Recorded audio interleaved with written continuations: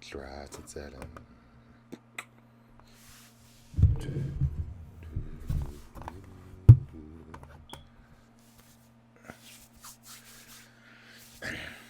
Hello everyone, I'm Nini FC. This is Blue Line CV. Welcome to another Q&A live stream. It's good to see everyone here. How is everyone doing? Thank you for waiting for me, you guys. Yes, sorry, Board FC, Nini time. You good, man? Corey, Deluded Blue, what you saying, man? You good? Good to see you here, bro. Good to see you. Super Monty. My God, Bakayoko fan blurred. Good lord, you guys. You underestimate how mean the fan base can be sometimes. But that was a pretty funny one to see, I can't lie. Marlon Lopez, what you say, man? You good? And yeah, you guys, to Patreon, sending in questions in now. Yep, if I'm a Patreon, if you're a Patreon subscriber, send your questions in right now. I'm going to be answering them, and then I'm just going to be going through the chat like that. So that is the perfect best thing to do. And Will, I've got to say, you're very good mods, and you too, Quat. You two are the best mods. So thank you for obviously just putting yourselves out there to want to participate in this. You know, you've made my life a lot easier. So you know, I appreciate that. But yeah, good to see everyone's here.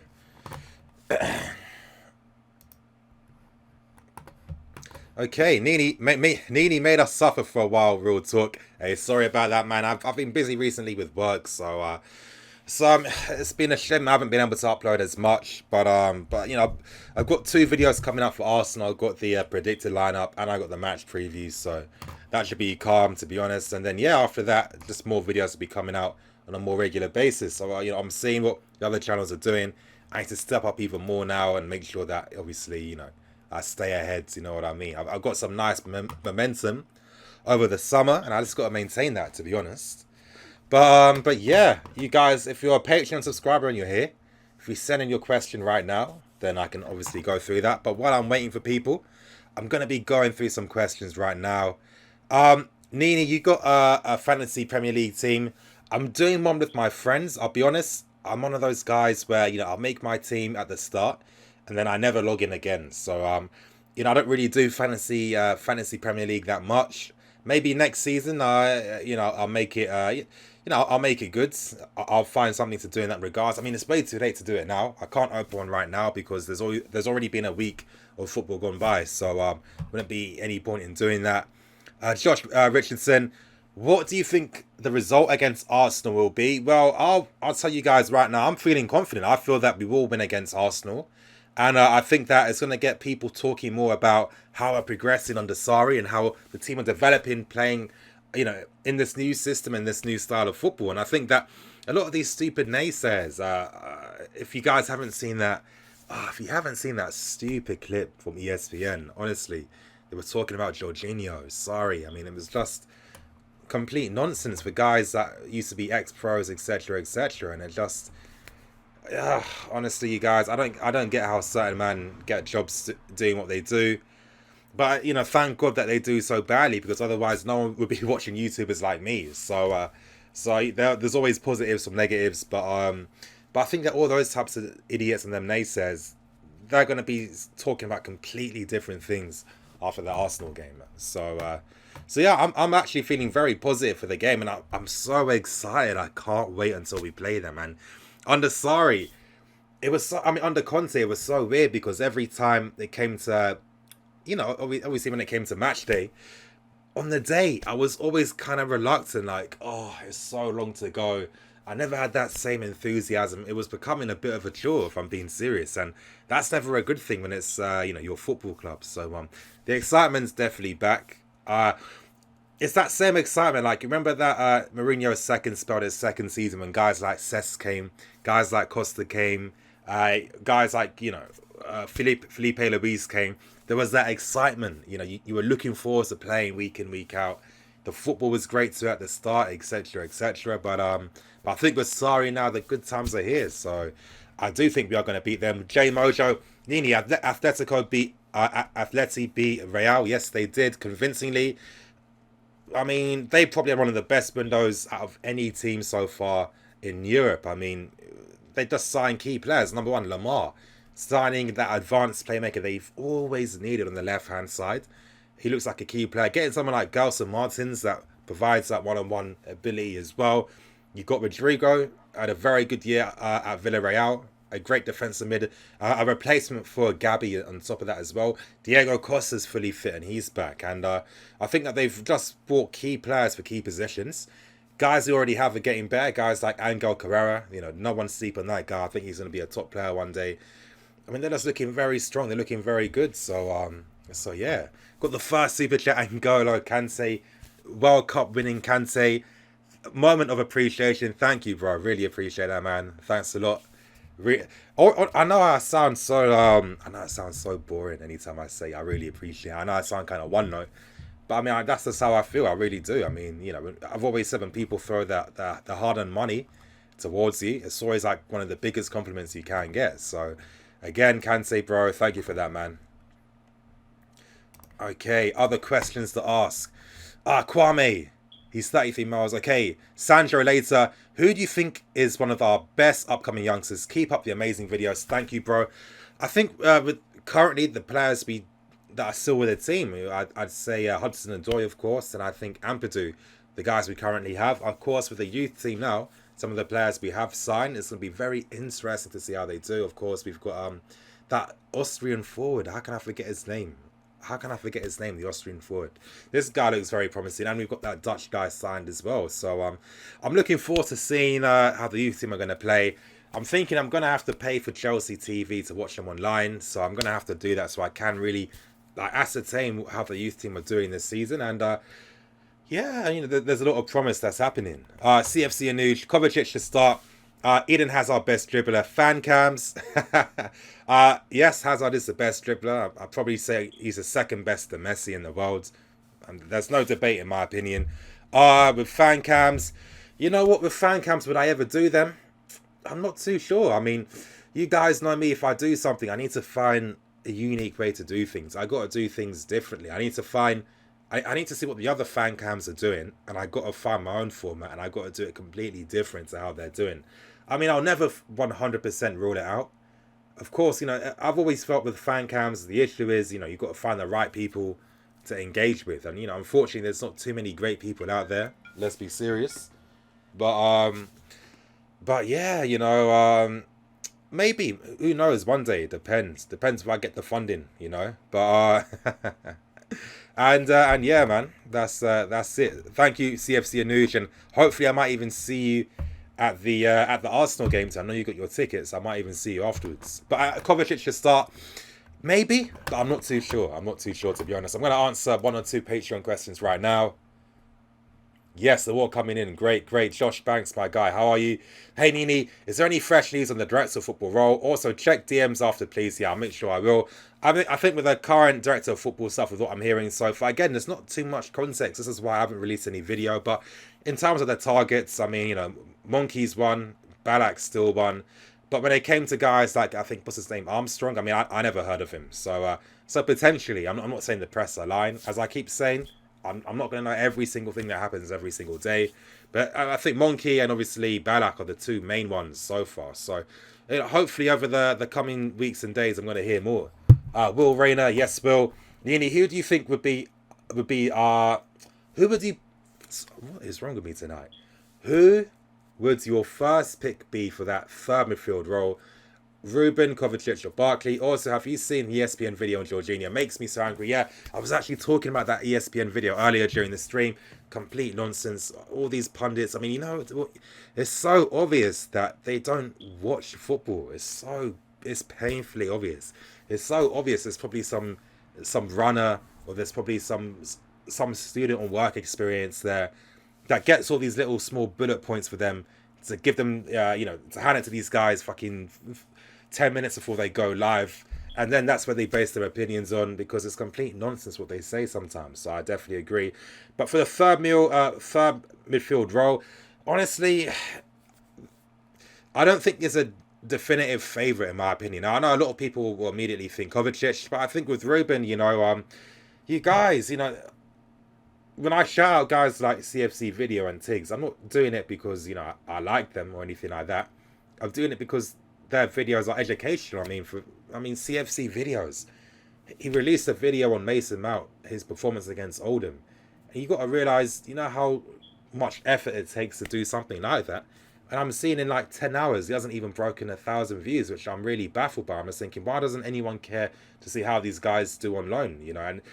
And like, all the information's out there. The videos are out there where you can get a good idea of how these guys do. Yet no one watches them, and then all their opinions they have on them are based on, you know, old cliche stuff from last year. So that can be frustrating. The reason why I'm making this point is that, I mean, CFC Videos has done so many videos on Ruben Loftus-Cheek, so you can actually get an understanding of how this guy could really perform in the role and really see what he does. He gets criticised unfairly a lot of times, and it's clear to me that no one really watched what he was doing at Crystal Palace. Now, there's a Chelsea YouTuber out there that's got so many videos on every single touch Ruben makes, every single run, every single tackle, every time he loses the ball, etc., etc. So you get the best understanding of what this guy provides and what he does. And I really feel that if people actually watch our videos from CFC videos, why the fuck did I say it like that? If people watch the Ruben videos on CFC Videos channel, then you're going to have a completely different perspective on Ruben Loftus-Cheek. Because, I mean, for example, you know, as the season was ending for Crystal Palace, he was playing on the left-hand side. Now, what I think that was actually very interesting, because in a way, that's kind of preparing him for that role under Sarri, because you've got to think, you know, Zaha playing more on the left-hand side. We've got Hazard that plays on the left-hand side. We see Ruben cutting inside, linking up with the fullback, with Van Aanholt, linking up with Wilfried Zaha as well. In a way, you could say it's like a B-Tech version of our team, obviously, you know, with our left-back and Hazard as well. They're much better than what Crystal Palace have. So you can watch the videos on Ruben, what he's been doing there, how he played on the left-hand side. And once you actually see what he's been able to do, then I really feel a lot of people would actually start rating Ruben a lot more than they actually do. Honestly, for the third man midfield role, it's going to come down to who performs the best in training. Because, I mean, that's how I just honestly feel about things, to be honest. Frank, yes, Frank. In your opinion, who's the favourite director of football, technical director role? I mean, everything I've heard so far is Michael Ballack. I don't know. Again, as I was saying earlier, there's not enough context for me to make a video yet because I don't know all the information happening behind the scenes. Yeah, I've heard Monkey and I've heard Michael Ballack, other guys as well. Information I heard on Ballack, obviously I released that video time ago. It's not going to be the same thing from July to how it is now in August. So, so obviously I'm going to just do some more research. I'm going to ask around, ask people and find out what they know. Nick, yes, Nick. Hey, Nini, hope all is well. Who do you think will start in the third midfield spot this weekend? I'd like to see Kovacic, but I don't know if he's ready yet. I don't think Kovacic will be ready just yet, if I'm being serious. Maybe he might he might play it. Who knows? It will come down between Barkley and Ruben, and something tells me that Sarri will go with Barkley, even though I think Ruben can show what he can do, and I think it'll be a great game to actually use him in so he can show what he can do. But I have a feeling that Sarri will most likely pick Ruben for that game, even though I think that, I mean, fucking hell, I think that Sarri's going to pick Barkley, even though I think Ruben should be the guy that starts, to be serious.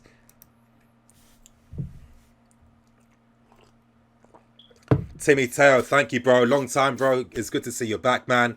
Why wasn't Zuma given a chance? A very good question. I think when it comes down to Zuma, I think, again, it came down to his injuries. You know, it came down to the club thinking they can make money from the guy. I personally feel it's a fantastic move for him to go to Everton. I think that his stock's going to rise there a lot. I think the partnership between Mina and Zuma is going to be disgusting in the league this season once these guys are playing together. I think Zuma's stock's going to rise a lot, and I think bigger clubs will be looking at him. But I think, in a way, maybe Zuma made the right move. I mean, I know there was Lyon and other clubs as well, but I think with Everton, with what they're doing now, Marco Silva's a very good manager that's really respected in football as well. I think playing alongside Mina too. It's a thing, you know, Zuma was actually Stoke City's best defender last season, but you know what it's like about how you got to market yourself. With Stoke City being in the relegation zone, no matter what you do, if you're not winning, if you're not scoring the goals that get them the 3 points, no one's going to rate your performances, even if you're the team's best player. You know what I mean? So I think that Everton was actually a wise pick from Zuma. I think playing alongside Digne and Mina and Gomez, Richarlison, they've done bits this window, I've got to say. And I don't think we should give up on Zuma just yet. I mean, remember, he signed that 6-year contract. I think after one amazing season at Everton, which I think he's going to do well in, it could really make some of the people at Chelsea really open up their eyes and and view things differently. I mean, there is one video I'm hoping to release next week if I get the permission. I do want to talk about the way in which Bakayoko left. I want to talk about the way in which Mason Mount left. I want to talk about the way in how some of these players did leave and how these guys do get snakes in their ways. So hopefully I get permission where I can talk about that. And hopefully that'll be a great time to talk about Courtois. So you guys, fingers crossed I can release that video next week. Because again, when I release this stuff, it's not... I'm purely releasing it so you guys can just understand how cynical the industry is. I'm always saying this point every single time. We should leave all our personal emotion to what happens on the pitch during that 90 minutes. I don't think we should care too much what happens behind the scenes with the boards or decisions that are made. I don't think we should get too emotional if players say they want to leave or they want to stay, they want to go. It doesn't matter because there's always very cynical reasons behind it. Money involved, etc, etc, etc. So again, personally, I think you're saving yourself a lot of stress if you only care about what happens on the pitch. So that's my thoughts on that. I'm refreshing everything, making sure that no one's sent any questions in that. You guys, if you look beneath, so you got all my social media handles. Remember, I don't think enough people from the channel are following me on Twitter. Make sure you follow me on Twitter. I'm on there every single day. I do updates and I do a lot of key things as well. So make sure you do that. Follow me on Instagram as well. And if you like the content as well, I've got a Patreon page if you want to subscribe and support the channel. That helps a lot too. Dennis, yes, bro, you goods. Nini, what's popping, bro? Can you talk about what really happened with Matic leaving Chelsea? What made him want to leave? Oh, that is a very good question. I think, when it came down to Matic, I'm just going to paraphrase things, but, when it came down to Matic, he, as I was saying, he was promised a contract. He was going to get a certain amount of money during the summer. When it came down to things, some people at Chelsea changed their opinion. They didn't want to offer that to him. Obviously, he didn't like it. He didn't feel that he was being respected as much. Interest came from Man United as well. And Matic wanted to leave. It was simple as that. And in a way, too, it's kind of snaky. And this is, it links in very nicely with the last one I made because, Bakayoko ends up getting that same contract that Matic was supposedly promised. So it's how football works. So this is why I don't get, for example, everyone having a go at Diego Costa. But how many times have the club snaked how many players? Look what they do with all the guys in the loan army. I don't know why we pick and choose every single time. But people have a go at Diego Costa, but then we forget that Eden Hazard and his dad have had how many meetings with Real Madrid over how many years. The guy said after a World Cup final immediately that he wanted to leave. Can you know what I mean? The only reason why people don't care, and let's be serious, this is football. If you're the team's best player, you can basically do whatever you want and you can say whatever you want. But all I'm saying is when people get emotional about certain things, you got to keep that energy consistent. You just got to keep it consistent. So this is why I'm saying it makes your life much easier. It makes all our lives much easier if we only care about what happens on the pitch and we don't care too much about what happens behind the scenes. Okay, other questions to answer. Andrew Flanagan, yes, bro, thanks a lot. Do you think it will be the same 11 for Arsenal? I think that there could be some changes. Tomorrow I'm going to be releasing the predicted lineup video, so definitely stay tuned for that. Nikki, thank you, Nikki. You guys, for the last video I did release the transfer window review, but I did grade the players we signed. I did give the pros and negatives. You might have been finally thinking, thank God, Nini's using different background beats. Like, I'm hearing the same shit every single time. It's getting kind of annoying now. Like, what's he trying to do? Now, you guys, the new beats came courtesy of Nikki. Very talented producer. Fortunate enough where, he messaged me, he DM'd me. He gave me a decent range of beats to use for videos. So I expect there to be different beats used throughout. And, yeah, very talented. So, again, bro, thank you for obviously giving me the beats. And thank you for the super chat. Your question is, do you bet on football? If so, what sort, Ackers? Honestly, I don't bet on football. Now, of course, when I have done sponsored stuff, I have obviously, because I need to see how the website works. So obviously, I have placed a few bets in that. I'd probably say my most favorite one out of all those companies that I was promoting was probably Colossus Bets. So basically, with Colossus Bets, that was like basically you crowdfund a bet and everyone gets a cut from how much money they put in the first place. And when I did it that month I was promoting them, I did one ACCA with him, and I won like I think £35 from it. So it definitely works. And again, if these guys ever wanted to promote with me again, I'm gonna push it even more on this channel because I kind of I think it'd be cool, if I'm placing the same money, other people want to join me as well. We win together. I've already seen the results from that. I'd say they were the best results compared to the other betting companies that I've worked with and I've tested.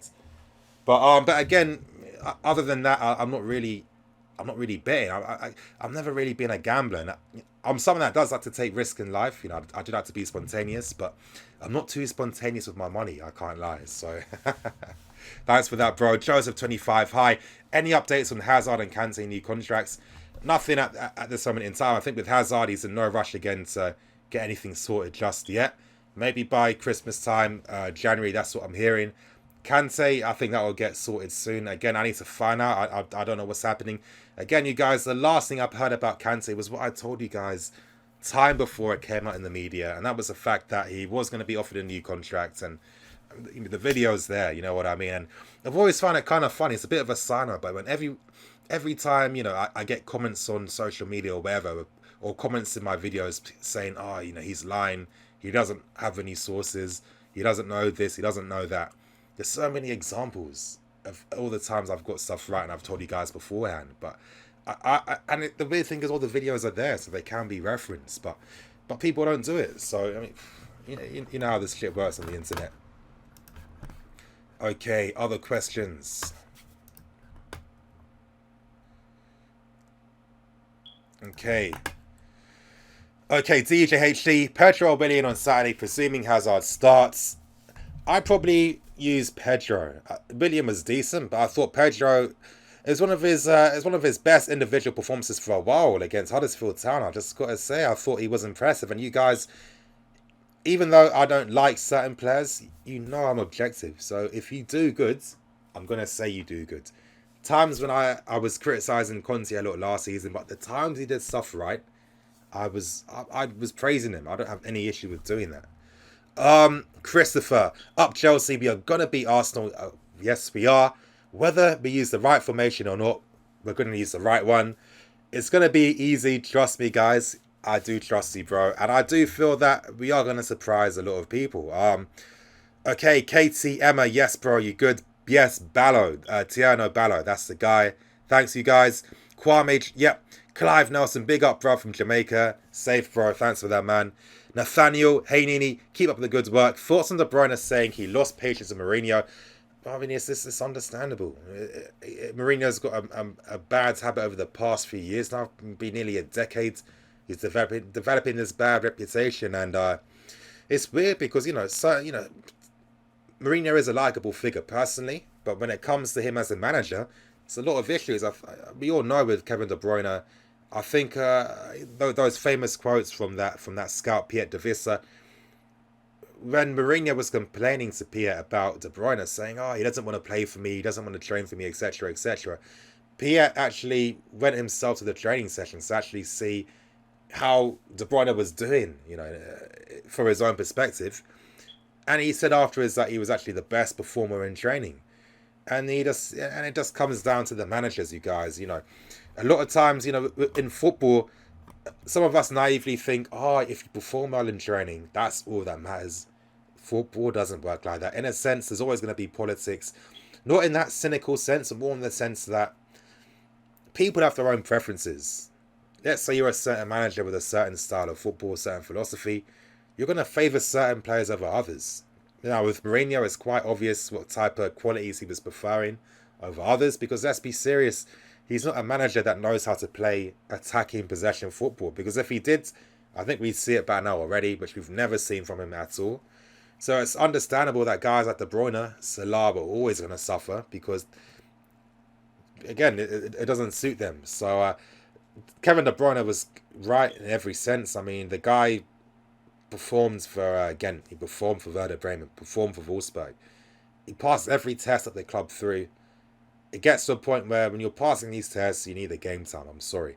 If clubs like Real Madrid can do that, and Barcelona, etc., etc., Chelsea that aren't anywhere near their standard just yet, There's no excuse in my opinion, especially when some of our players aren't as good as anything that Barca or Real Madrid do have. So again, I don't understand why we just undervalue all the players we own. It's just a consistent thing.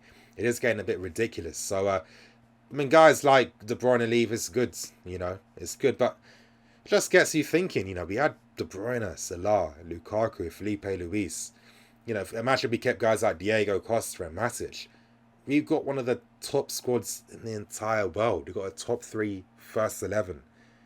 And all the planning was there because we bought these guys in the first place. And then, I'm just saying it, Mourinho and Conte were the ones that fucked it up, And it comes down to the board signing these guys in the first place. Imagine thinking that they weren't going to just end things in flames. And they've had a history, these guys, of always ending things in flames.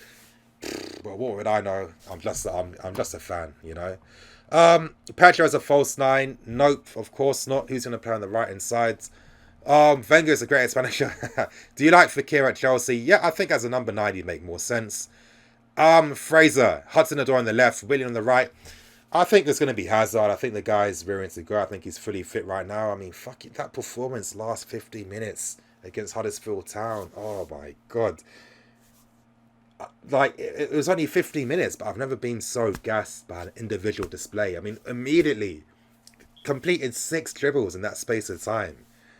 Like, Hazard is such like an anomaly. He's such a unique player, and honestly, we can never ever let this guy go. If he ever does go, it's not looking good for us. That's the reality. Lorenzo, Nini hurting me with these words. Derek Frimpong, hi Nini. What would Emerson have to prove to Sarri to start over Alonso? I don't know. Maybe if he can start speaking Spanish. I'm not too sure. Maybe if he runs a bit slower. I don't know. I honestly don't know. Every time this guy's played during pre-season, he's just looked better. But this is what I mean. It comes down to managers and their preferences. Sometimes he might just be the better player, but if the manager likes 1 or 2 things about your game compared to the other guy, he's going to pick you. So I personally don't understand, to be honest. So I'm hoping Sarri quickly realises, you know what, I can't use Alonso. I'm thinking against Arsenal that could be the case. Alonso's always been shit against Arsenal. That's because Arsenal like to attack down the flanks with pace.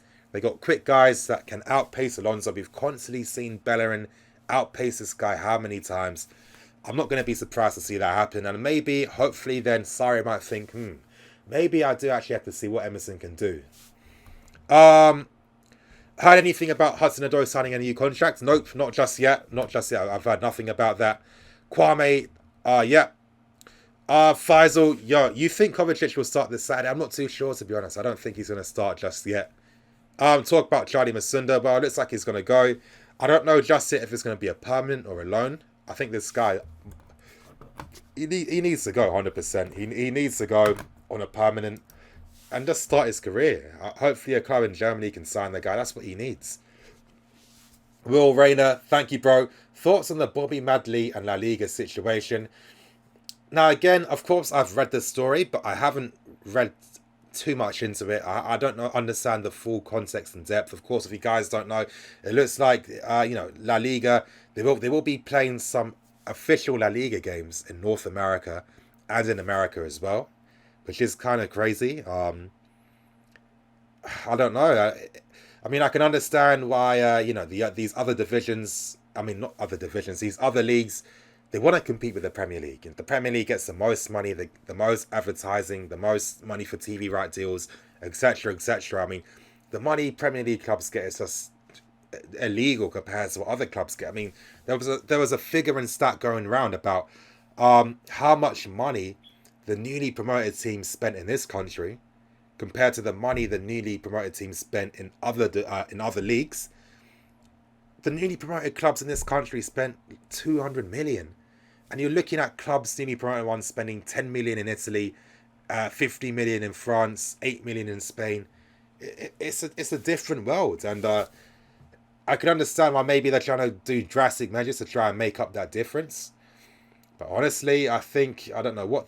I really don't know. I mean, I can see from a business sense why they're doing it, because they're thinking, if we can get more of these American people watching our stuff, that's only going to make it better for us when it comes to getting bigger TV right deals. But At the same time, you are kind of diminishing the league a bit because personally, we're not in the year 3000 yet where we can do that type of shit. Where we can, okay, we're going to be playing Chelsea versus Arsenal in Dubai. You know what I mean? I don't think we're ready for that stuff just yet. I don't think it's fair on the fans to, let's say you're a season ticket holder, a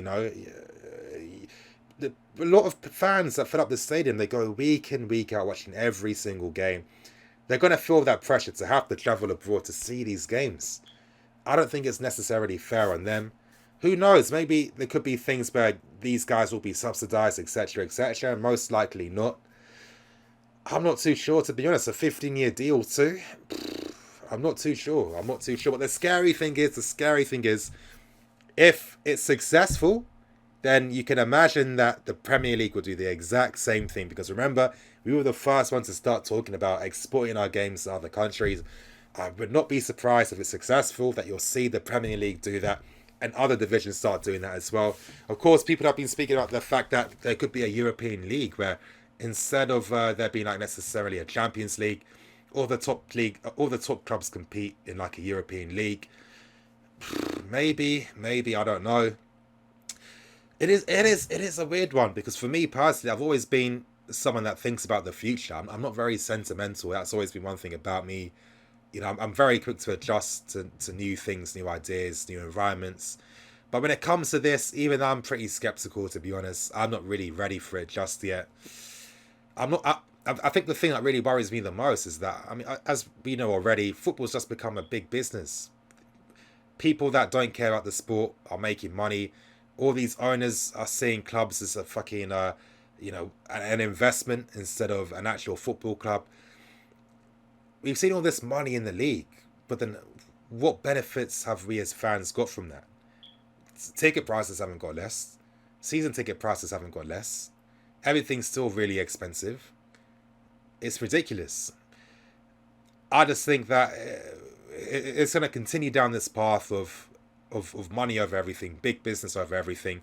But see how clubs now are deleting a lot of social media accounts associated with the team that people support. People having the Insta accounts deleted and it's got 350k or 100k, etc., etc. Seeing everyone as a competition. Chelsea releasing that app, I didn't understand why they need to release it in the first place. But again, maybe I'm being paranoid, but I just see it as just further trying to compete with fans. Other than maybe a few inside stuff in regards to training, I don't really see the benefit of it. To be honest, I wouldn't be surprised if it was just made because, you can collect data analytics from people that download the app. And then you can use that to sell to companies like, if you sign for us, we've got like, 60% user engagement rate, blah, blah, blah. We've got like a million people that have downloaded it, whatever. I can imagine they'll use the app to get more advertisers to advertise on the app. And it becomes another revenue stream in that sense, But I don't know. Again, all this money that us fans don't get anything from, we're still paying ridiculous amount of money, etc., etc. And with stuff like this where they're trying to push football away now, they're trying to promote it in other countries. I'm not too sure, honestly. I am worrying a bit with football. I'm not too sure, but I don't know. In a way, there is a simple solution, but it's that simple solution that no one actually ever wants to do. If you don't like certain decisions that, a company or a club or whatever are doing, don't spend your money on it. It would be very simple. If people just didn't go to... If people didn't attend 3 games in a row, Chelsea would... Overnight, there'll be instant change. Just how this stuff works. But you'll never get people thinking of the greater good and working together. And this is why we all get fucked over every single time. You know what I mean? It's a shame. It's a shame, to be honest. Shivan, thank you for that super chat, bro. But you forgot to put your question there, but thanks for that. Some more. Joseph25, thank you, bro. Thanks a lot for your super chat. If Marina is still going to be in charge of transfers and negotiations, what added value does Balak and Monkey add as a director of football? There is nothing in charge of anything. That's a good question. And you know what? I do have to say this. I released a video in regards to the director of football situation when Emanalo did leave back in November last year. The Michael Ballack video I released as well, like 2 months ago. I was detailing everything, and I've already spoken a lot about how Chelsea would like to use a new director of football. It's been on this channel for a very, very long time. Again, maybe I need to make it much easier so people are able to reference things that I say, because when it comes to the director of football, as I've said in so many videos, it's not going to be he won't have the same responsibilities that Michael Emenalo had. That's not going to be the case with Balak and Monkey. See them as guys that are just going to be resupplying the loan army. They're going to be the guys looking for new players and just really facilitating the whole thing, because remember, the loan army makes a ton of money. I personally think that the whole thing needs to be re-strategized. With how Chelsea are doing things currently, I think it's a waste of time. You're not making as much money. It's not as efficient. You've got a lot of nothing players that end up staying forever, because, again, you're asking for stupid money every single year that clubs aren't paying for. We're starting to get played by a lot of the clubs that want our players on loan, because they know that they can get them in the end for nothing. And I think that Chelsea need new ideas and a new strategy for the loan army. So, again, that's what it's going to basically come down to. But at the same time, with actual football men there will be a benefit, because, of course, Marina will be turning to them for this and that, for them to give their own perspective at times as well. Very respected figures on top of that. So at least there will be some football sense at the higher level of the club. So there is a benefit when it does come to that. Andrew Flanagan, thank you for another super chat, bro. If the new director of football is going to be focused on loans, could he improve the area, or will loans remain a business? Well, it's hard for me to say right now, because I don't know. Currently, I think the safe thing is that it's going to continue to be used as a way to make money and a business. But at the same time, I don't see why you can't do both. I don't see why you can't do both. You just got to be more efficient. If someone has a good loan spell, don't then try and ask for fucking 25 million for them straight away, because you're not going to get them. We've seen how other clubs do it. Barcelona, Real Madrid are key examples. Look at Real Madrid. They've profited how many times? They've just sold a Spanish. They sold a guy from their academy to Schalke. You guys who used to play for Bolton. What's his name? Omar Mascarol or something like that. He was playing for Frankfurt. Real Madrid signed him back because, of course, they put a buyback clause in his contract. So they signed him for 3.5 million. They sold him to Schalke for, I think, 9 or 10 million. So they made a profit on this guy. Over the years, he's been on many loans. So they've already been accumulating money for this guy over the years through loan fees and wages being subsidized as well. And then they're selling a player to Schalke for decent profit. And they're showing that's how you do it. But at Chelsea, there seems to be greed all the time, and really overestimating and underestimating everyone as well. So it can easily be both. We got to start exercising buyback clauses. Now, we've done that with Jeremy Boga. We've got to do that with a lot more players. Personally, for God's sake, Real Madrid are a key example with Morata. Morata was at Juventus for 2 years. They signed a guy for 30 million and they sold him for nearly 70 million. That's the best way in which to use the loan army, because that way, you know that the youth player gets that stability that he needs in his career. He can progress. He's not being a slave, being tied down unfairly, but he's forced to go to shitty clubs because, again, the club manage everything and he can't really do what he wants. There's a lot more benefits to doing that, so I'm just praying that that's going to be the case. Monkey, yeah, a fantastic director of football, did amazing stuff with Sevilla. The business he's doing with Roma so far currently, they just signed Nzonzi. God knows, I think there's talks of Leon Bailey. I'm not hearing anything like too serious just yet. I wouldn't be too scared just yet if I'm being serious, you guys. But fantastic players being bought. They got rid of all the old guys, signed very new talented players as well. He's a fantastic guy, so you can really imagine what could this guy do for the loan army. He has a great understanding of of the South American market and the Mediterranean market as well. I think he could do bits, but at the same time with Michael Ballack, he's another guy that understands football, and he can be that spokesperson at the top we need. So, yeah. I mean, I'm hoping to hear a lot more about that, but it's going to be interesting, you guys. Okay, 1 second. Okay, Stealthy Ninja Nini, if you had to pick either Hazard or Kante to leave, who would you pick? It would be Kante, because Hazard's the best player. You can't get rid of him. So that's a very easy question to answer. Ken Chads, can you please explain to the majority of the Chelsea fans why we need to start using our academy players more? I can't believe this is how fans think of Ruben. Bro, I'm being serious, man. I've been pretty shocked in regards to how people think of Ruben. But then, honestly, I came to the simple conclusion that no one's watched him. Now, I was saying at the start of this live stream, there's a guy called CFC Video. He's there. He's got how many player compilations of Ruben Loftus-Cheek is out there. But we live in 2018.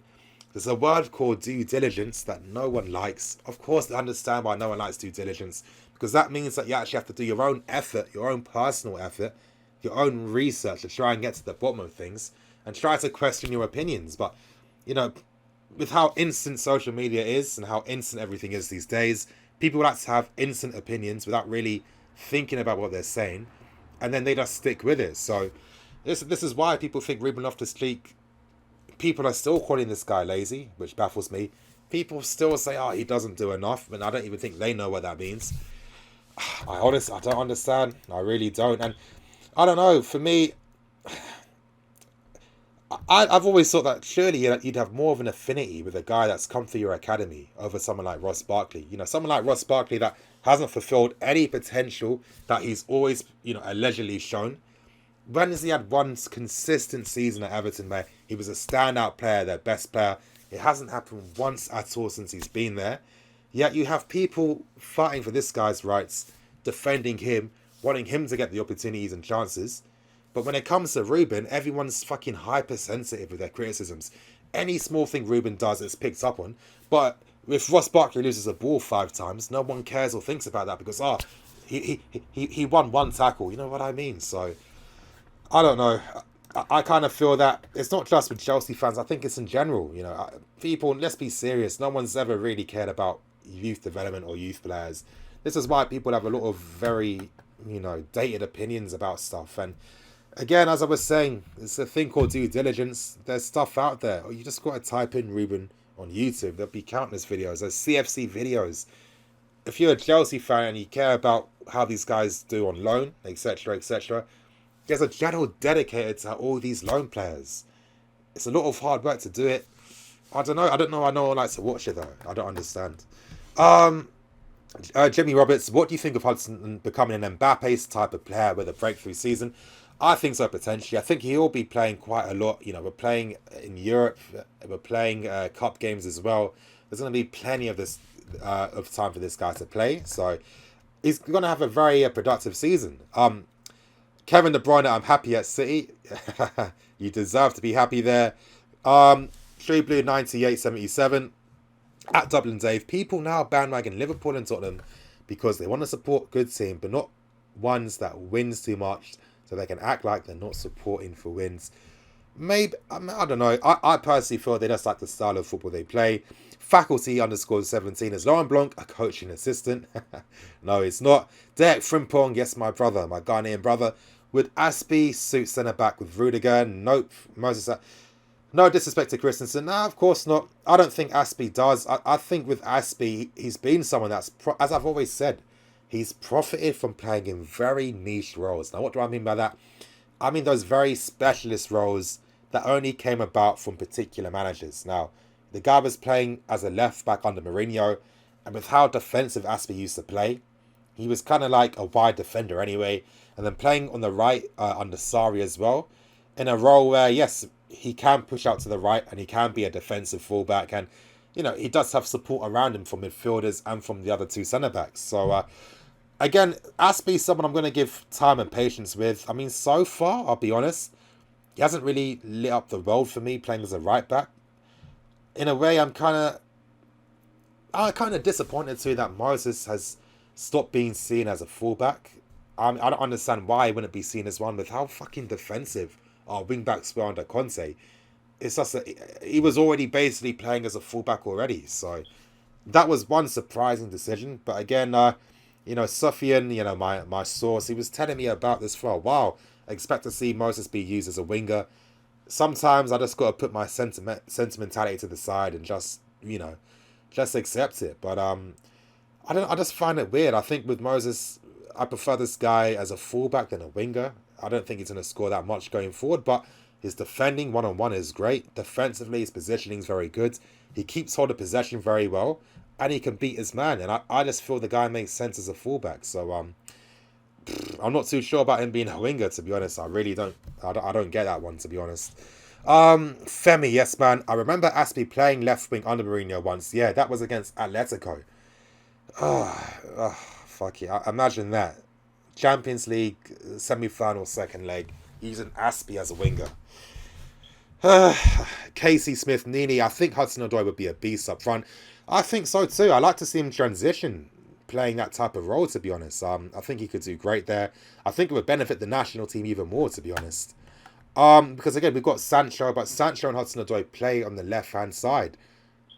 I think if Hudson-Odoi can become a striker, it'll just benefit the team more. Israel, Kelvin, do you know Hazard is the best in the world now? Yep, Simon Finn. If Jose leaves United and they get Zidane, do you think he will want to work with him in Manchester? Of course not. I mean, 100% not. No, I mean, Hazard's, that would never happen. Of course not. Kwame Goring, thoughts on Aina's sick low move to Torino? Now, that's something I've spoken about in the video already beforehand. Again, I was told by a certain Twitter account that already beforehand. Again, you know, brother, real talk, Twitter and social media is a powerful thing. There's certain accounts on Twitter and on social media that know some of these players, that have DM conversations with these Chelsea players. And this particular social media account, speaking to Aina told him about what was happening with Torino, etc., etc. Of course, because these guys trust me because I keep my words, he told me about this a week before it came out in the media and the press. And he was telling me that he was strongly considering going to Torino. So I think it's the best move he can make. I was told too by Joe that one criticism that Aina's always had with coaches is the fact that even though he's a fantastic footballer, he has these moments where he just loses concentration for no reason, and like he'll be out of position. He'll have these brain farts, and it's just like it's not good enough at the highest level. And they really think that with him going to Italy now, a league where there's a lot of training done on, you know, positioning off the ball, always thinking about where you need to be off the ball, defending, etc., etc. In a way, as Alonso said himself, you know, when you play as a defender in Serie A, it is like going to university for defenders because you do really master your game. I understand what you need to do for it. So I think with Aina, he's going to get a fantastic footballing education at Torino. And the other benefit we can't forget, there's two. Number one, Torino, their recent history, they use a lot of very attacking wing-backs and full-backs. Guys like Zappacosta, Pereira, Perez. There was another attacking full-back, Darmian as well. And, you know, these guys went to Roma, Chelsea and Manchester United. Pereira went to Monaco. In a way, now, again, you might be thinking, oh, how does that doesn't make a difference. They're all shit players that didn't do well. You got a point. But the main point you should realise is that look at all the fantastic... It's a fantastic stepping stone because you do get bigger clubs looking at you because Torino like to use the wing-backs and the full-backs offensively, which suits Aina's game perfectly. So I think with Ole Aina, if this guy has a standout year in Serie A, I mean, potentially Chelsea will have to look at the guy. I'm sorry, they'll have. If he smacks it on loan for Torino this year, he can have a chance at Chelsea again. I think this guy offensively is very, very, very good. One-on-one, keeping hold of the ball, link-up play, crossing as well. The pace, the stamina. I mean, and the technique too. I mean, this guy, if he works on that part of his game, he will have a future at Chelsea. It's as simple as that. So it's going to be very exciting to see. And I'm looking forward to when CFC videos and guys like Tiggs do release the player comps so you guys watch them. So it is going to be exciting. Of course, with Sampdoria too being linked with Tammy Abrahams, I think that's a fantastic move. If I'm Tammy and you're packing your bags now, you're just making your way to Sampdoria. How many young players have been coming from Sampdoria that have gone on to have amazing careers? I mean, Icardi was one of them. There are a recent history of so many players prospering there. They like to use young players. He's going to get the game time again. It's a great league where you can really master your craft and learn and think about the technical and tactical sides. On top of that, he's got to go. So, You guys, as I've always been saying, and as Joe Tweedy's always said, European clubs are constantly looking at all the Chelsea youth. They constantly do that every single time. The guys we produce from our academy are very highly rated throughout Europe. If anything, this year in particular, we've seemed to have done things differently with the loan army because it's been much easier for these guys to get moves and for these guys to go. So I think the club must have realised too, we do have to change our approach a bit. We can't be too hard-ass and stop these guys getting playing for the teams they should be playing for. And this is why we're seeing guys like Aina going to Torino. This is why Sampdoria are looking at Tammy. Beforehand, last season, guys like fucking Boga was in the championship. Now this guy's at Sassuolo. And Sassuolo are signing some great young players. They've got a great philosophy happening there right now. Things are looking positive, and it just comes down to management. So I really feel, again, going back to the director of football point, once we bring in a top quality director of football that has that football acumen and the business side on smash, things will be even much more smoother and effective with the loan army. So it's going to be good. Oliver Smith, do you think Pedro could be a striker for Chelsea? Nope, I don't think so. Play on the right hand sides. Jason Belgrave, Nini, what do you think putting Moses in Ross Barkley position? Nope, I wouldn't put Moses in midfields. Dublin Dave, hey Nini, should I be a Hindu or a Muslim? Sometimes I think I need to start really reading these questions before I say them. But honestly, man, I'm one of those guys. I don't really care who people, what their religion is, to be honest. I respect all of them. It doesn't really bother me. I've got lots of Muslim friends, Hindu friends, all that type of stuff. I don't, to be honest, I've never understood why people really care too much about what the religion someone is, because, when you're talking to these guys at work and you're talking about football, if you're in gym talking about this, or you're talking about how your weekend is, or the girls you beat, etc., etc., no one's thinking about, oh, this guy's a Muslim talking, oh, this guy's a Hindu talking, oh, this guy's a Sikh talking. No one cares in the moment. So I just, that's how I see things. This is why I don't really care, to be honest. Do whatever you like, man. Locatelli, yes, Locatelli. He went to Sassuolo. AC Milan, they're a funny club. AC Milan are a very funny club. How many of their youth guys they never use? They always leave and they end up having very good careers and they end up prospering. And AC Milan end up signing these shit average players instead. And it's kind of like, well, if you just stood by these guys from the start, you could have saved so much money.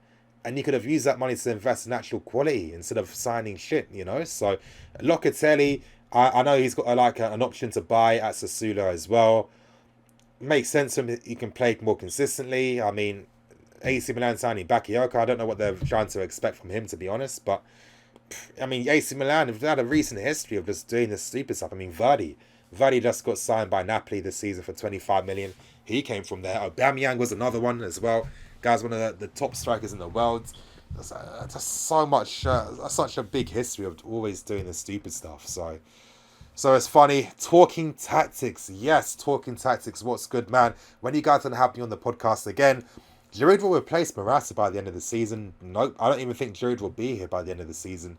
So I definitely don't think that's going to be the case. And again, yeah, Giroud had a decent spell near the end of Conte's reign. That doesn't mean he's a good player. I thought he was awful during the World Cup. He hasn't been good so far. He's not a finisher. I don't see him playing as much, to be honest. Okay. Kung Fu Kenny. Is Basunda's Chelsea career over? Potentially, it's looking like that. I think he just needs to, again, exercise a buyback clause on this guy. Let him sign for a team. Don't make it hard. Don't price them out with stupid demands. Again, that's the benefit of a buyback clause, because if you say, okay, sign him for 9 million, that means you can buy the guy back for a price close to what you sold him for. And by that time, if you're even considering buying him back, that means that, yes, this guy's market value is much higher now. We've seen Real Madrid do it. We see how other teams do it. Honestly, I just don't understand why. You just look at how other teams succeed from stuff like this and just copy it. I mean, it's not that hard. I missed the super chat. Oh, sorry. Let me refresh. Because Shivang sent me a super chat, but there was no question attached to it. But I'm refreshing things right now to look. Yeah, Shivang, man, you didn't send your question with it. That's why I didn't see it. So apologies for that. How long have I been on for, actually?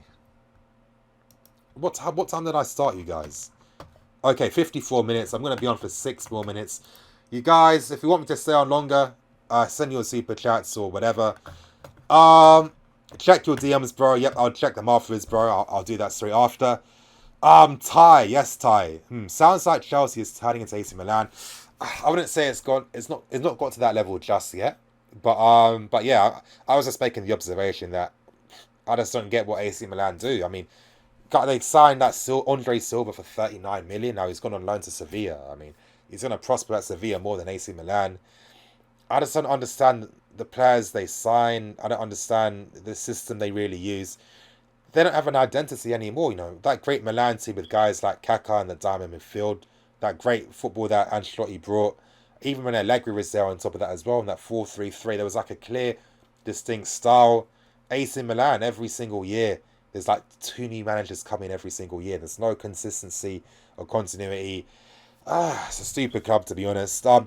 If you want your questions prioritized, send in your super chat and the stream will be longer. Thank you, bro.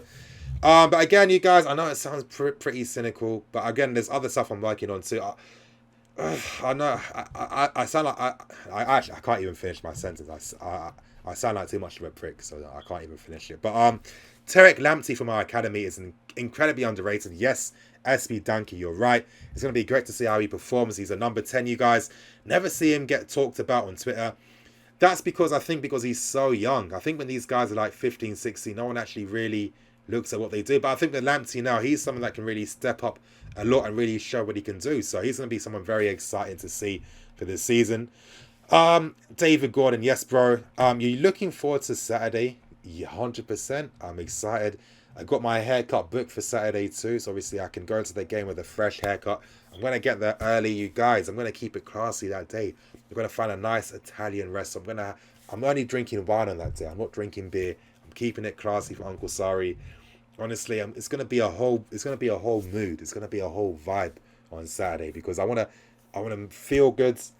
I want to eat good, and I want to watch good football. And I'm definitely going to see that on Saturday. So I'm looking forward to it. Dandy Jerome, come on Chelsea 100%. Zaki Ali, prediction for the game this weekend. I think we're going to win 2-0. It's Kiyu. Imagine in 3 years having Ampadu, Hudson-Odoi and Ruben in the starting 11. Hopefully we see that. Stealthy Ninja, do you think Hudson can replace Hazard when he is gone? Yeah, I think so. Yeah, I think he can. Chavez, Bob, Nini, do you think Morata could score over 15 goals this season? I think he will because he's going to get so many chances created for him that even though the guy's not clinical, he will definitely have that good form, that good spell like he had last year. And that was a weird thing. Like, during that first half of the season, everyone was in love with Morata. People were saying this guy's much better than Lukaku. We got the better deal in the end, etc., etc., etc. You guys, this is what I'm always saying when it comes to reactionary opinions. There's a thing called form. Form is temporary, class is permanent. We saw that in the end. Morata's become one of the most hated players, and it is kind of crazy in that sense. Even though he can be frustrating, we should still understand the context in regards to stuff. And I'm always saying this too, you know, it's not as if he had a reputation for being a world-class striker anyway. So when he misses stuff, even though I get frustrated, I'm not getting angry. That's the difference. I keep it at frustration. I don't turn it into anger or hate because I already knew that the guy wasn't a top-class finisher. So he's not really doing anything out of the norm. So, yeah. But I definitely think just due to the sheer amount of chances that will be created, he will be getting more than 15 goals, 100%. Nice stream, bro. Thank you, bro. Thanks for that. Zuba, I would love to see Kovacic in the team sooner. Sarri can get his strongest team in the pitch. The fast we can improve on Sarri balls. Same for Hazard. Yep, 100% agree, man. Tin Man 777. Yes, bro. Where do you think we need to strengthen next season if we keep the same players we have now? For me, it just needs to be on the right-hand side, right wing and up front. I think that's all we need to do, to be honest. Syed Phillips, what's going on with Baba? He's on loan at Schalke right now. So, yeah, I mean, most likely he'll probably just end up being bought by Schalke and that's it. Another guy, when you look at the current situation with Emerson, because what's happening with him currently doesn't mean it's going to be his fate 6 months from now or at the end of the season. But I was making this point before we sign Emerson, you know, in the sense, him and Baba shared the same type of injury. they're very similar players in terms of how they like to play, how they like to attack and drive, very good crosses, etc., etc. Yeah, Baba was pushed out and moved on. We spent 25 million on Emerson to effectively be a backup player who wasn't used. And I'm thinking, why was Baba Rahman really underestimated that much, especially when playing as a wing back under Conte would have suited him much more than playing as a defensive fullback for Mourinho.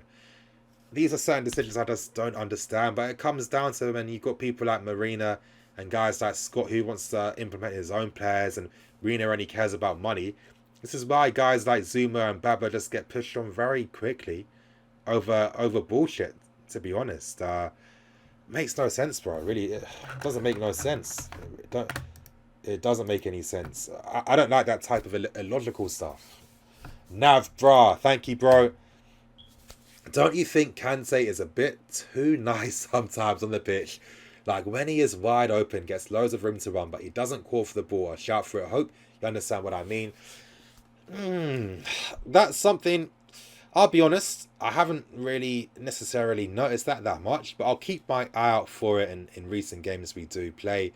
I guess I know what you mean. You're probably thinking of that situation when Pedro should have played the ball to him and Kante was making the run on the right hand side. I think that's more to do with Pedro than Kante, because I think Pedro, there's no way he missed that. Even if Kante shouted, I mean, I don't know if it would have made a difference, to be honest, because I think Pedro had a one-track mind. So I think that's probably the point you're talking about. But I think with Kante, I think, the guy's like 27, 28. He's won a World Cup. He's won 2 league titles. I think everything he's doing now, he doesn't need to really improve on that in terms of his mentality during games. I don't think that's anything to worry about too much. And to be honest, I kind of like that he does have that nice personality, because how many times, I mean, unless Kante needs to give a foul away for the sake of it, how many times does he give away unnecessary fouls? When do you see Kante injuring players or going in dirty on players? I mean, it doesn't happen. So I think that's what makes him one of the best one-on-one tacklers I've seen for a long, probably since Makelele. I mean, that was what I loved about Makelele. When he used to tackle, it was about using his body to win the ball. And that was always one thing I knew that Mikel was trained upon when he used to play that similar position. Because with Mikel and with taller players, they like to use their legs all the time to win the ball back. And I think this is where the smaller players with their lower centre of gravity make more sense when they do play as these like anchor men or these defensive mids, because they can use their lower centre of gravity and their powerful thighs to win the ball with their body more. And obviously, when they use their body to unbalance their opponent, it makes it easier for them to win the ball back with their legs. And I think this is why Kante is just one of the best one-on-one tacklers this decades. Kid Flame Nini, can you tell me what in the living fuck Cinder's at the club for? I don't know, but I don't think it's going to be there for too long. I'm curious to see. I'm going to try and find out what clubs are interested with him. Nav, bruh, thank you for that super chat, man.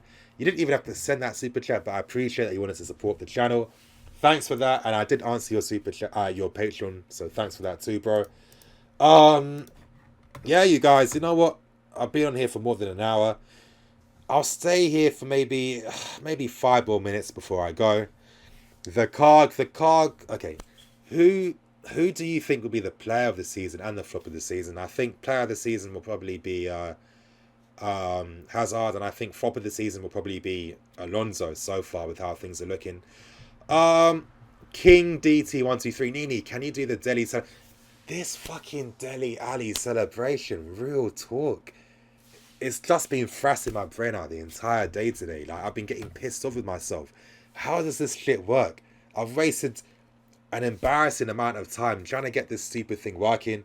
I don't know what the hell I'm supposed to do. I've seen the tutorial videos, people doing this. I don't think my wrists weren't born that way. Honestly, I know it makes no sense.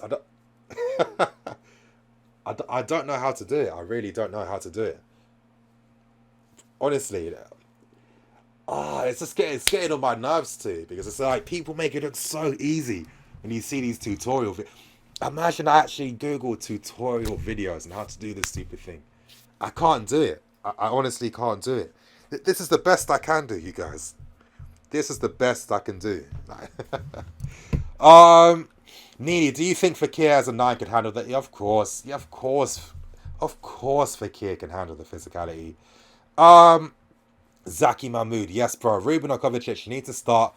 Versus Arsenal, can't be asked with Barkley losing the ball and passing backwards constantly. Don't forget passing sideways constantly as well. And don't forget not doing anything substantial in the final third yet. I don't know why people seem to love this guy more than a guy that's come through our youth academy, more than a guy that's been with us since he was an 8-year-old. I mean, like, more a guy that wants to succeed at Chelsea and is a Chelsea fan as well. I don't know. I don't get it, you know. I just don't get it. I don't get it. Put your 3 fingers up and the other 2, yeah, but it's not as simple as that. It really isn't. I don't understand. I don't understand what Ali's done. I think he was just born with messed up wrists. He needs to see a doctor, to be honest. Like, I don't get it. I just don't get it. I'm just poking my eye, you guys. Good lords. But I don't need that stress. I don't need that stress this time. What about Piazon? I don't know why Piazon's still here. I don't understand. But I mean, he is just going to be back up. Sorry, just had a preference for him, I guess. It is what it is. Zaki Ali, it's pretty simple. It's a camera trick. Just use your right hand and pretend like you're flipping it. Okay, cool. Zaki Mamu, white power. Hey, it's feeling like that, bro. No, I'm joking. Just poke my eye out trying to do the... I'm telling you. Like, I just don't like seeing it because whenever I see it, I just need to try it myself. I can't do it. I just can't do it. Hi, Nini, do you think Kovacic can stay after this season? Hey, potentially, of course he can. If he does well, then yeah, I'm sure he will stay. Nini, do you... Can I just say that okay. J1 Squeeto, Nini, can I just say that before people get hyped, we need to remember that we have always had the edge over Arsenal in recent years. However, recently they have somehow come out on top and are capable. You guys, it's only because of Conte. Conte was the anomaly. That's because of the shit system. The system that played in the hands of Arsenal because they weren't able to obviously... To do stuff against us in the wide areas. I mean, I've done so many match reviews on it, talking about how we were weak in that capacity. That comes down to Sarri and how he used the system. So I wouldn't really worry about... Conte, So I wouldn't worry about Sarri and the team when it comes to that. So I think that the domination of Arsenal will continue. So my thoughts on that. Tutus Pulo, Nini, your thoughts on Sarri at Chelsea? I think he'll be here for a very long time. Hey, if he wins stuff, then yeah, I mean... He dictates how long he stays. Jay De Silva in, Alonso out. I mean, De Silva going to Bristol kind of annoys me, I can't lie. I was hoping this guy would have got a European move. But, I mean, again, if he does well in the Championship, he's guaranteed to be playing in a top division the following season. But I don't know, you'd think a guy that won Player of the Year at Charlton would have been rated. I don't know. I don't know, I'm looking at Jay De Silva. You're telling me that you'd rather pick Piazon over him? I don't know. Javan Jarrett, thank you, bro, for that super chat. Thanks a lot. What about dropping Ross Barkley and bringing back Oscar for the number 8 position? Now, that is a very, very fun question to answer, and I think I'm going to leave that as the last one for today.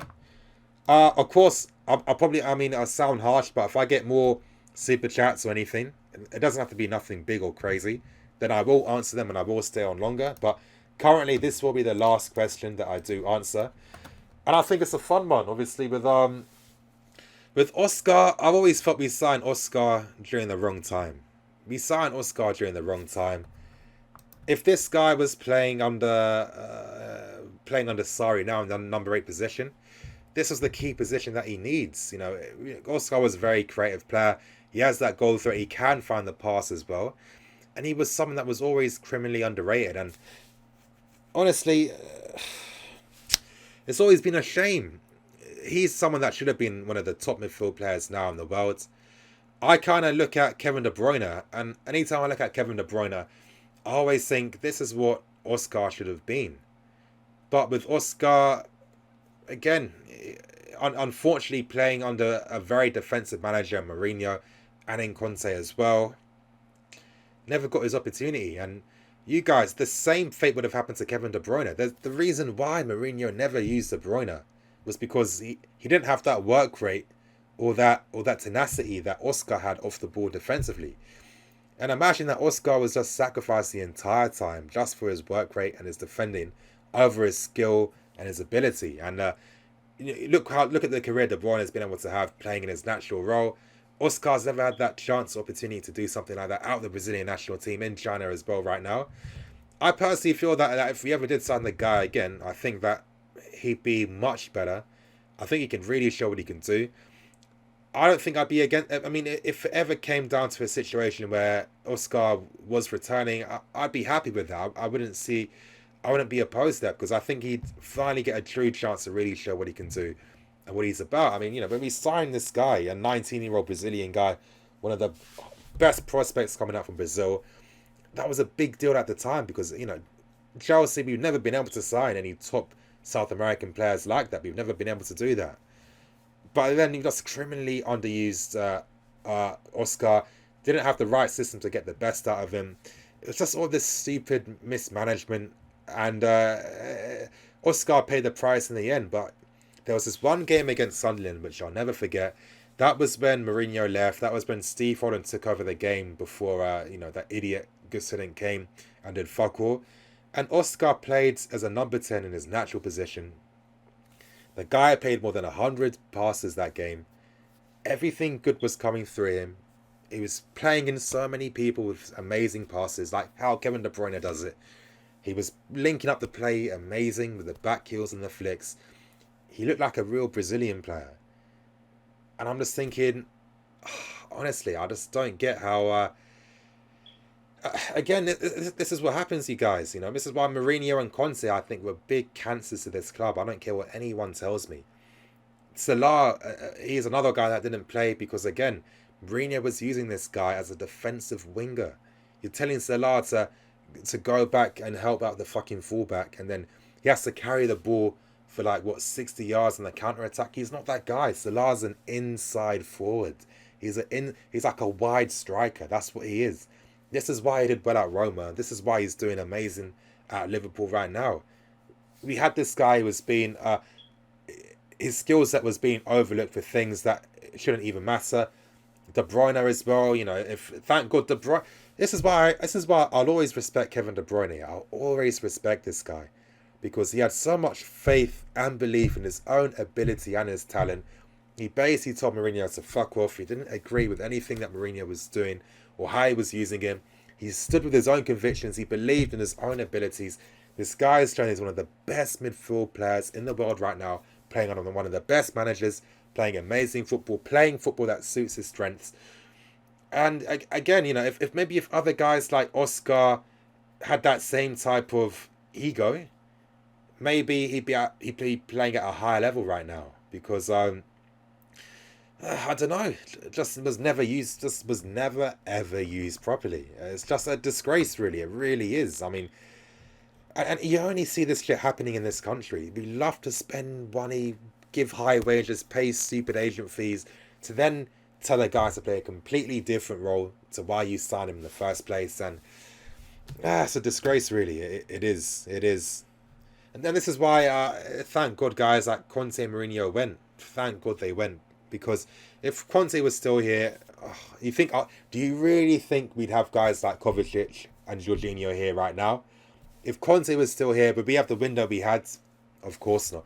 There would have been more players that would have left. Caleb Homeres, thank you, bro, for that super chat. Really appreciate that. As I said, you guys, if anyone wants any questions, because I do want to go, I'll only be answering super chats. It doesn't have to be nothing big. It can be 50p if you want it to be that. But yeah. I know it sounds hard, but that's the reality.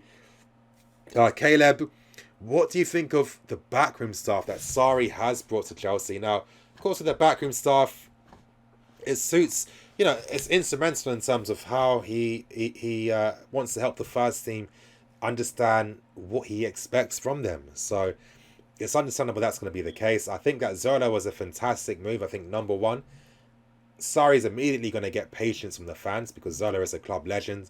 Being his number two beside him is going to help a lot more as well. Of course, having Zola who understands the league, understands, has close ties with people at the club, speaks English perfectly. Sarri's going to be able to translate what he wants to the team even better. And I think there's other backroom staff too. It's great as well. And it's not as if they all came. There's still a lot of the club appointed backroom staff already still here. Some of Conte's staff stayed too. I think Spinelli, the goalkeeping coach, and I think someone else stayed on top of that as well. So I think that it's a very astute one. And again, we're going to see the signs of all the hard work during training in the next few games. So it's not going to be too long to see the full effects of Sarri ball. And I'm excited. And yeah, I mean, this is the frustrating thing. Chelsea, when we do things smart, we do things very smart. But when it comes to the fuckery and the dumb stuff, we love that stuff as well. So let's hope, again, with Sarri's appointment, I feel that when it comes to making the smart decisions, I'm expecting more of them to come and happen. So that is going to be a benefit. Christian Valadez, Oscar has like 15 assists in 13 games in China. Exactly. I mean, again, you play this guy in the half spaces, play this guy as a number 10, play this guy as an actual box-to-box guy that can attack the spaces and link up with the front guys.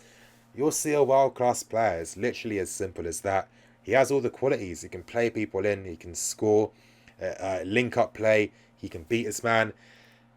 But it's crazy now. If you were to say who's better, Oscar or De Bruyne, 99% of people are going to say De Bruyne. But if you really broke down their game, what does De Bruyne have in his game that's like on a much better level than anything Oscar has? Like, for example, let's say if you're trying to compare whose through balls are better. I mean, is that something you can you really distinguish whose through balls are better? Really? I mean, yeah, you might think, De Bruyne's through balls are better because more goals are scored from them. But then look at the system he's playing in, and look at the attacking players that he has to run onto his passes. It's as simple as that. So I don't know. With Oscar, it's a shame. He was signed at the wrong time. I think he'd be much more beneficial to the team right now, and I think he'd be really showing what he's about even more. If I don't know, it's a shame. It's a shame, but again, who knows if he might ever come back? Maybe even on loan. Who knows? I think he could really provide something, to be honest. Oscar got him a painting. Elizabeth Stevenson, we should get him to say R.I.P. Aretha Franklin. Good Lord, yes, R.I.P. Aretha Franklin. Rest in peace. Oscar is on crazy money, of course. He deserves it after all the fuckery that happened at Chelsea. Che, Kiona, Nini, will you ever do fan cams? Again, if I got that funding to do the fan cams where, a camera guy was paid for, this and that was paid for, etc., etc., then yeah, I'd probably consider it. But also, I'd have to find out how to do them better from what I'm seeing. With me, I've never been a copycat. I always got to find my own unique way of doing things. I don't know, with fan cams, I don't know. I'll never rule it out, but it's not something I'm currently looking at right now. Ruben Sargent, thank you, bro, for that super chat. Means a lot. Hey, man, what was your score prediction for the game this weekend against Aubameyang, those 10 other guys? Worst case and best case scenario. My score prediction, I think we're going to win. I've gone for a 2-0 win. Against Aubameyang, again, Aubameyang's a poacher. He's not someone that links up the play. So if we keep the ball effectively and keep possession well, we can really limit what he does with the ball. But of course, he will have that threat of using his pace in behind. I think the one major area we have to really worry about is the flanks, because as we've seen all the time, that's been an area which Arsenal have dominated in. I think to really counter Arsenal's threat down the flanks, we have to maintain possession in the wide areas even more. I think when you've got guys like Hazard with an overlapping fullback, that's going to help even more to reduce Arsenal's fullbacks pushing up. Because, the reason why Arsenal always push up their fullbacks is because it helps them win the midfield battle. But, with Sarri here now, with guys like Kante back, which improves our pressing immediately, with Eden Hazard back already, we've become an even better team already. So I feel that Arsenal are going to be tested a lot against us, and I really feel that it's a great litmus test for people to really understand just how much we've evolved and just how different we are compared to how we were under Conte. So I think I'm really, really excited for Saturday. I literally can't wait for it, to be honest. So that is going to be good. Kung Fu Kenny, fan cams would put you on Arsenal fan TV levels in terms of subscribers. Chelsea fans are so reactionary. I do hear that, but then, I look at 100% Chelsea. I mean, other than guys like, Lewis and that big white guy, who else is watching any of the other guys? I mean, no one really watches them. I mean, other than Arsenal Fan TV, the United Stand, and I think the Liverpool channel, what fan channels do well? I mean, you look at CFC Fan TV, those guys had a successful fan cam channel with Chelsea Fan Channel. They haven't been able to recreate that success whatsoever. They don't get any good views for it really at all compared to what they used to get. And I don't know, I don't see the point. This is why I'm thinking, I feel the formula everyone uses for these fan cams is kind of getting a bit repetitive. No one's trying to think outside the box to do things differently. To be honest, I know what I would do. If I was to do fan cams, I think the only thing I would do differently is that I would just challenge people's questions. I think with a lot of fan cams, people have to say whatever reactionary bullshit's on their minds, but none of the presenters ever really challenge them like, oh, you're saying this, how come? Why is that? You know what I mean? I think if you made it a bit of like a debate in a sense, where someone can be like, oh, actually, yeah, I've had this opinion. I'm being questioned upon this. I wasn't really thinking that was going to be the case because I just thought I was going to be allowed to say whatever drunken nonsense I wanted to say. That could make for more engaging viewership. You know what I mean? Maybe in the future I'll consider something like that and see how it does go. But at the same time, you guys, you need to have that type of funding too. You know, for these fan cams, you've got to realize these channels are releasing it like an hour after a game. You know, they've got the cameramen that record. They've got the editors afterwards that upload all these videos.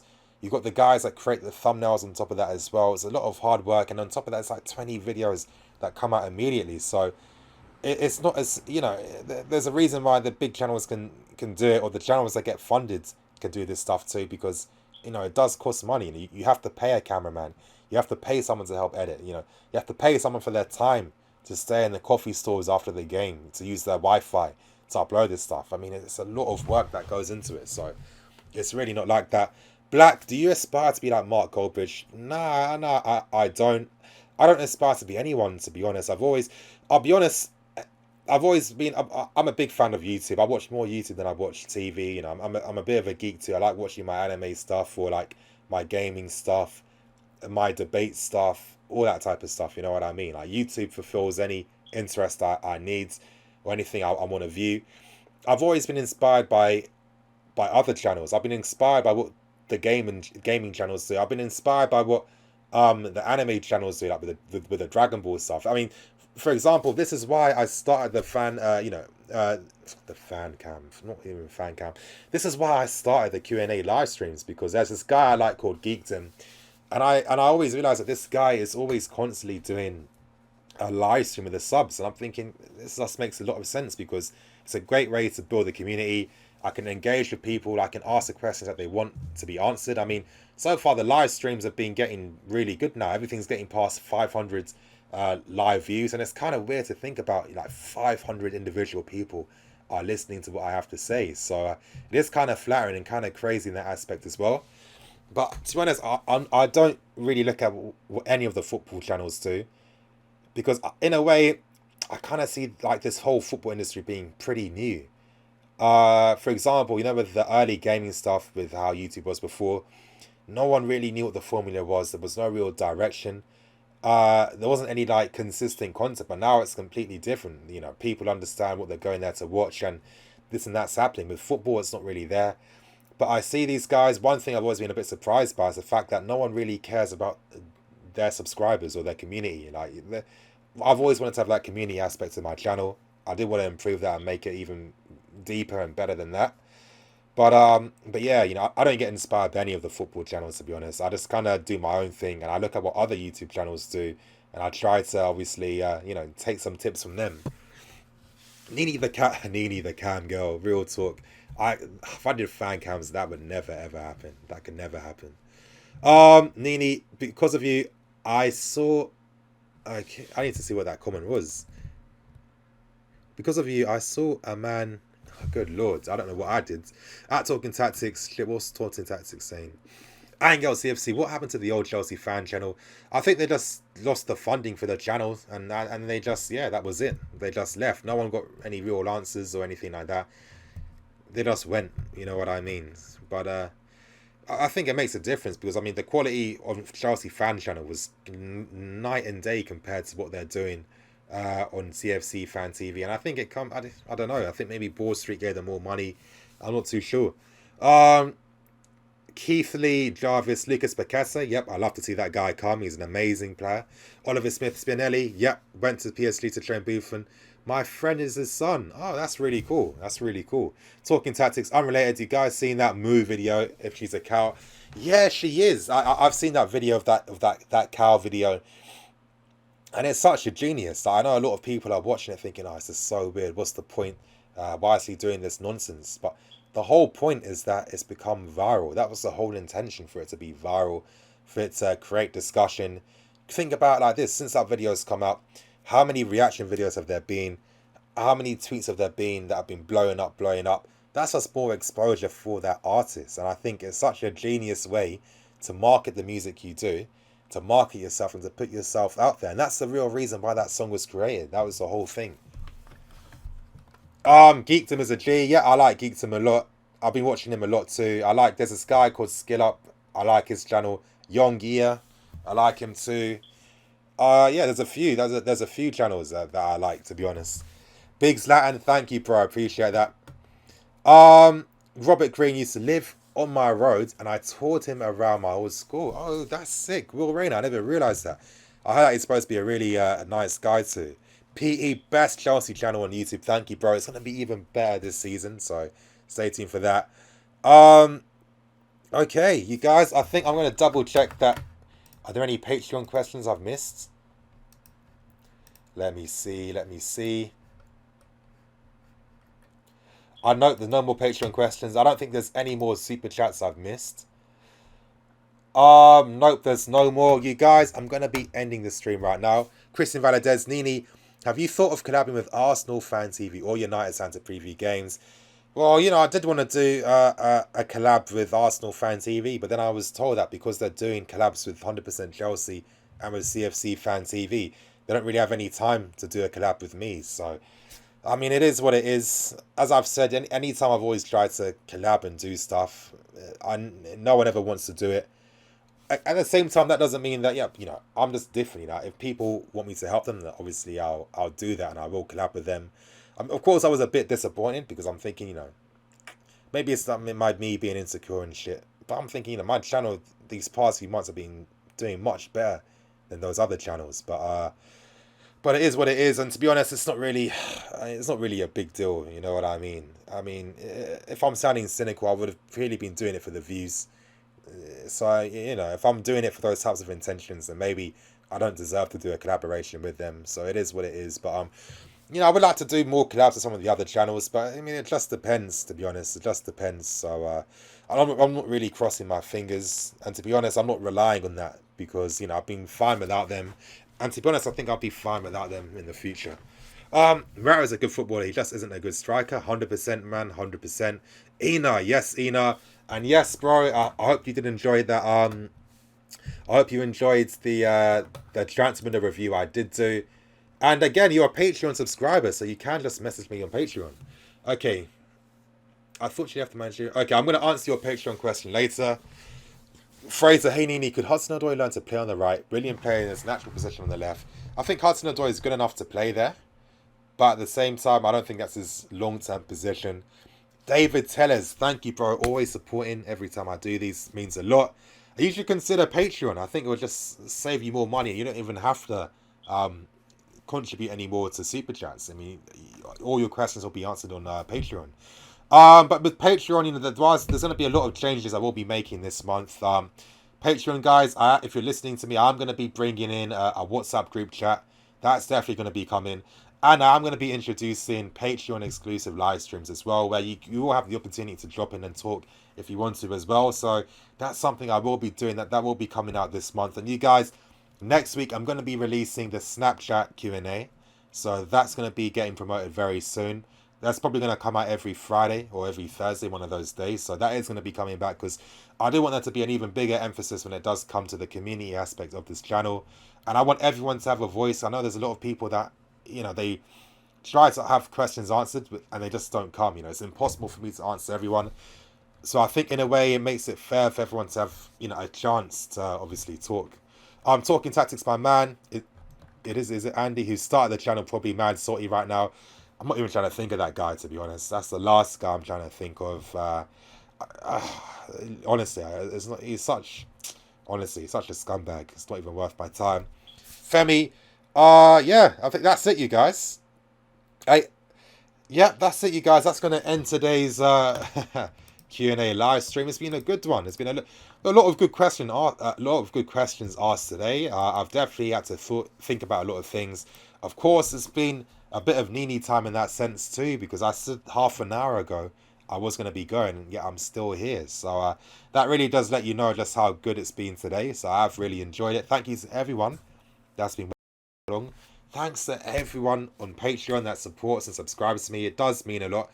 I do want to push the Patreon too for this season because, again, there's a lot of investment that I want to make for the channel personally. I would like to get a better camera that has an actual microphone so I can start trying to do more vlogs and more public things as well, you know. So that's something I will be pushing as well. So you guys who support me on Patreon now, it really does mean a lot.